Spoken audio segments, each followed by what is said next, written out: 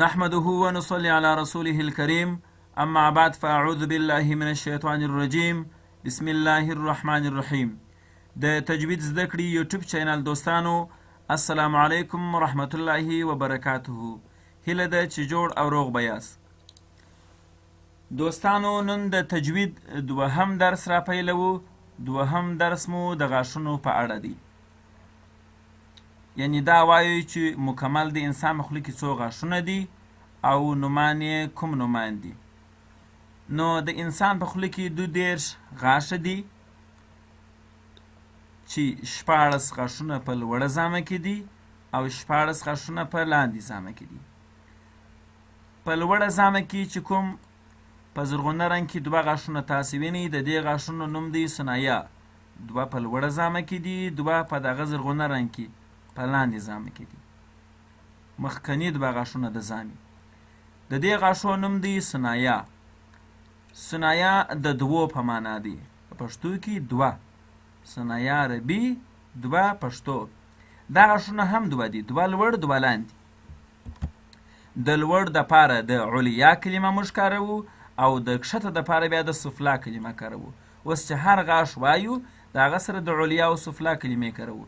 یعنی دغه 2 غاښونه چې کوم په زرغونه رنګ کې تاسو وینئ ثنایای علیا، لاندې 2 ثنایای سفلا. ورپسې په سره رنګ کې چې کوم غاښ تاسو وینئ دوستانو د دې نوم دی رباعیات. رباعیه یعنی 4. په پښتو کې موږ 4 ورته وایو. رباعیه عربي لغات رباعیات یا رباعیه او 4 پښتو. دا غاښونه هم 4 دي، 2 په لوړه زامه کې چپه او رسته طرف ته او 2 هم په لاندې زامه کې چپه او رسته طرف ته. د لوړو دپاره داسې وایو چې رباعیات علیا، رباعیه علیا، او د کښتو دپاره رباعیه سفلا، ځکه علیا لوړ ته وایي او سفلا کښته. ورپسې په شنه رنګ کې چې کوم غاښ تاسو وینئ دې غاښو ته انیاب وایي. انیاب یا ناب دا هم مجموعي 4 غاښونه دي چې د څیرونکي په نامه دي.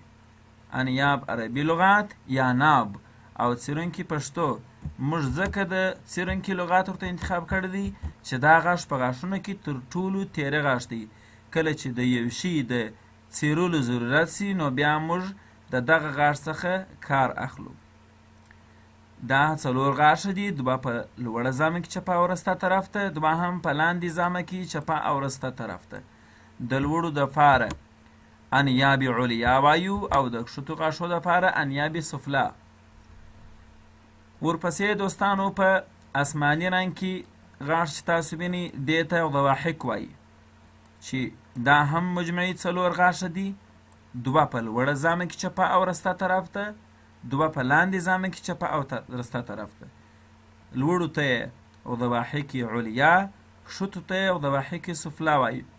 ضواحک یعنی د خندا.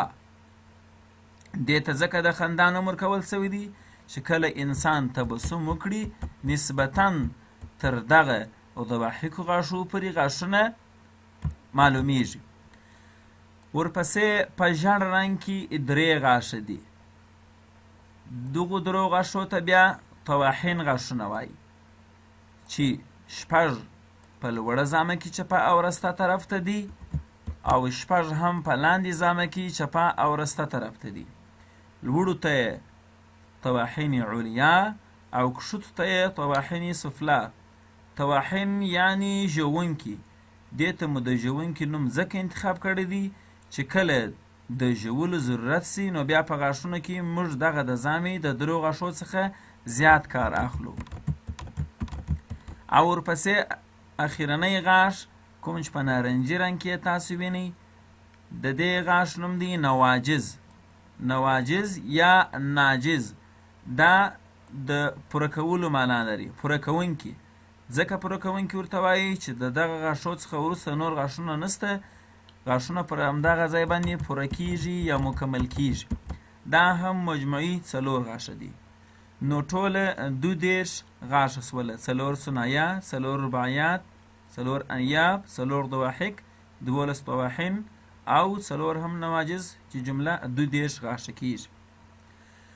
او دوستانو د زامې په غاښونو کې 1 ضواحک دی، درې طواحین دي یو هم نواجز دی دا یې 5 یو ضواحک 3 طواحین په ژړ رنګ کې دا یې 4 یو په نارنجي رنګ کې نواجز دا یې 5 دغه 5 غاښو ته بیا اغدراس غاښونه وایي الاغدراس د اغدراس کلمه چې ده د غدرس اخیستل سوې ده غدرس په عربي کې زامې ته وایي یو ضواحک 3 طواحین 4 یو نواجز 5 دغه 5 ته اغدراس وایي اوس نو 10 غاښونه اغدراس په لوړه زامه کې دي 5 رستې خواته 5 بیا چپې خواته همدغه اسماني غاښ پکښې کې دي بیا 5 په لاندې زامه کې چپې خواته 5 په لاندې زامه کې رستې خواته چې 10